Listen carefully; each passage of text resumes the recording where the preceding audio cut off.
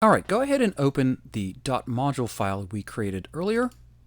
And of course, this is empty. We're going to implement a hook in my module, and this is something you'll do over and over and over again. In this module, we're going to add a hook that allows you to alter an existing form before the form is rendered. By altering forms, you can add additional form elements, change or remove existing elements, and even change the validation and submission handling of a form. Because all Drupal forms use the Form API, any module can alter any form. Important forms like Node, Add, or Edit form are often altered by other modules. So in order to do this, we're going to use Hook Form Alter. Head back over to your API page, scroll down and find Hook Form Alter, and let's take a quick peek. Scrolling down, we'll see some common usages, and here's some code that we can mimic. We're going to implement a pretty simple version of Hook Form Alter in our .module file. There are three parameters that must be passed to this hook: $form, $form state, and $form ID. $form is the nested array of form elements that comprise the form. $form state is the current state of the form, and $form ID is a string representing the name of the form itself. Typically, this is the name of the function that generated the form. Here at the bottom, you see an example, and there are three parameters that must be passed off to this function: $form, $form state, and $form ID. $form is the nested array of form elements that comprise the form. $form state is the current state of the form, and $form ID is a string representing the name of the form itself. Typically, this is the name of the function that generated the form. All right, let's dive in and set up our very first hook. Head back over to your code. So in this exercise, we're going to change the comment form. So we probably actually ought to set up an article first so we can see what the comments look like. Head back over to your site, and let's add some content. I'm going to add an article, and I'm just going to call this Welcome to Drupal 8 Module Development, because it'll be posted to the homepage. This is the welcome article. You don't need a lot of text in there. You can use a lorem ipsum text generator if you want. I'm just going to quickly throw in some text there. I'm not going to worry about tags or an image for this. I'm just going to click Go Ahead, Save, and Publish. And now here on my article, I have Welcome to Drupal 8 Module Development, add a new comment, and you'll see here all of the sections about the comment. We're going to change the text of the Save button and make it say comment instead. And this is actually pretty simple to do. Head back over to your .module file and type in the following. Let's open up the PHP statement. We always comment our code. It's the implementation of hook_form_alter. We talked about this commenting earlier in the course. Make sure you do this at every step. I just changed the syntax mode of this file to PHP.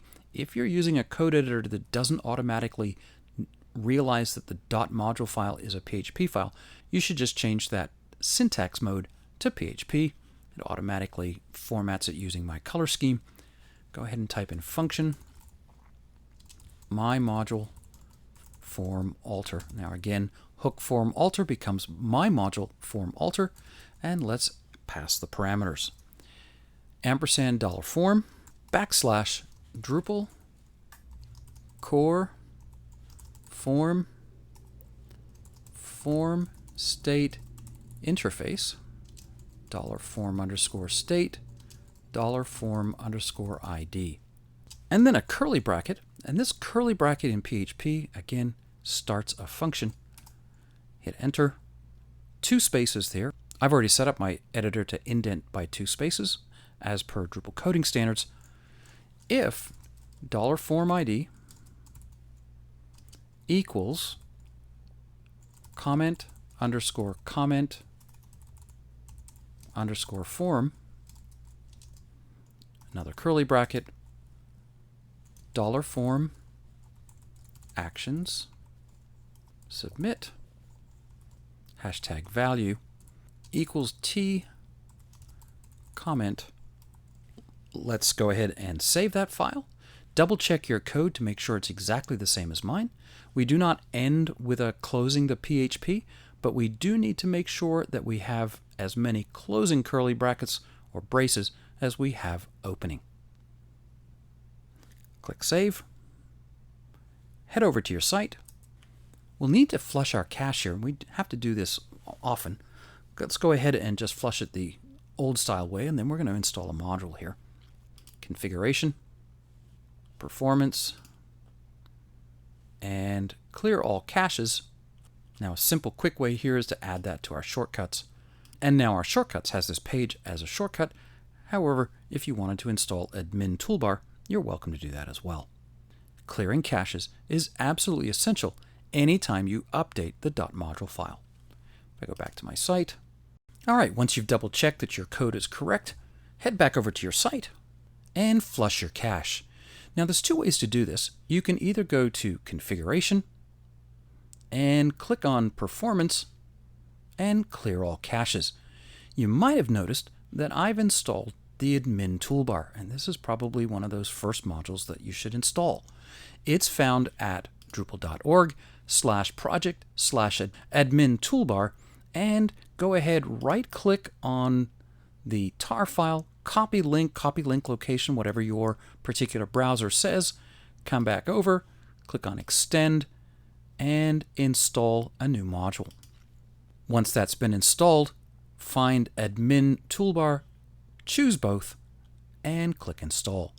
Now you'll have this nice drop-down menu that most of us are more used to, and when you click on the Drupal 8 logo here, you'll see Flush All Caches.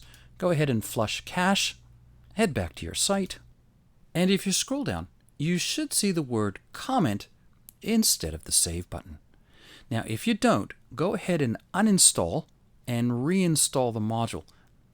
If you don't see anything, i.e. your page has all kinds of crazy errors, flush the cache again.